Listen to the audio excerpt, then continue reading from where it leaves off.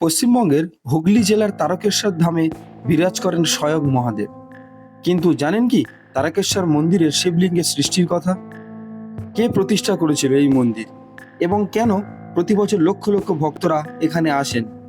ভিডিওটি শুরু করার আগে যদি আমাদের চ্যানেলে প্রথমবার আসেন তাহলে অবশ্যই সাবস্ক্রাইব করতে ভুলবেন না। ১৬শ শতাব্দীতে বিষ্ণুদাস নামে একজন রাজা রামনগরে রাজত্ব করতেন। সেই রাজার একজন ভাই ছিলেন যার নাম ভারমল্ল। ভারমল্ল ছিলেন একজন যোগী। তাই ভারমল্ল পুজোর জন্য প্রতিদিন বনে যেতেন ফুলমধু সংগ্রহ করতে। আজ যেখানে তারকেশ্বর মন্দিরটি রয়েছে, একসময় ওই জায়গাটির নাম ছিল তারপুর। ভারমল্ল প্রতিদিন দেখত একটি পরিত্যক্ত শিলার উপরে গরু এসে দাঁড়ালেই ওই শিলার উপর তার বাঁট থেকে দুধ পড়ে।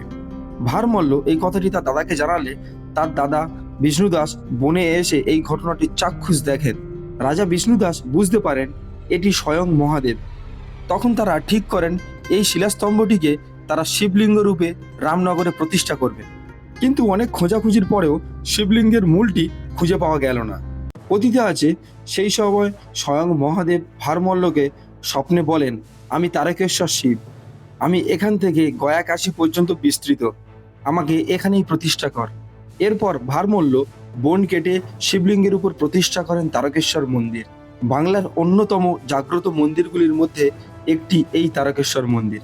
কথিত আছে এই তারকেশ্বর মন্দিরে সকলের সব মনস্কামনা পূরণ হয়। আর তাই ১২ মাস এই মন্দিরে লেগে থাকে ভক্তদের ভিড়, বিশেষ করে শ্রাবণ মাসে। এই মন্দিরের উত্তর দিকে রয়েছে দুধ পুকুর। কথিত আছে এই পুকুরের জল এত পবিত্র, এই পুকুরে স্নান করলে সমস্ত মনস্কামনা পূরণ হয় এবং শরীরে সব রোগ সেরে যায়। পুরাণ মতে এটি শিবের উগ্র রূপ। সমুদ্র মন্থনের পর ভগবান শিব যে রূপটি নিয়েছিলেন সেটিকে তারকেশ্বর নাথ বলা হয়, অর্থাৎ ভগবতী তারার স্বামী। তাই তারকেশ্বর থেকে কিছুটা দূরে তারামায়ের মন্দির, তারাপীঠ। এমনকি তারকেশ্বরের এই মন্দিরে পুজো দিতে আসতেন স্বয়ং তারা মা। শ্রাবণ মাসে ভক্তরা দূর দূরান্ত থেকে বাঁক কাঁধে করে নিয়ে আসেন বাবার মাথায় জল ঢালতে। যারা এখনো পর্যন্ত তারকেশ্বর যাননি তাড়াতাড়ি ঘুরে আসুন। আর যারা গেছেন আপনাদের এক্সপিরিয়েন্স বলুন কমেন্টে। জয় শিব শম্ভু।